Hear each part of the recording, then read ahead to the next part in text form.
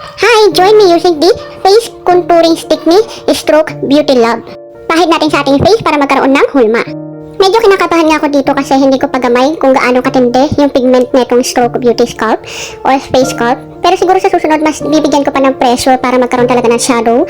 And makita natin kung ano ba talaga yung naibibigay na itong dimension sa ating mukha. And here, dito na mali ako. Dapat pala hindi ko binabrush ng ganyan kasi tingnan nyo medyo nabubura o nai-erase yung shadow. But what I really like about it is, nagkaroon talaga ng hulma yung aking ilong. Tingnan nyo naman tumango siya.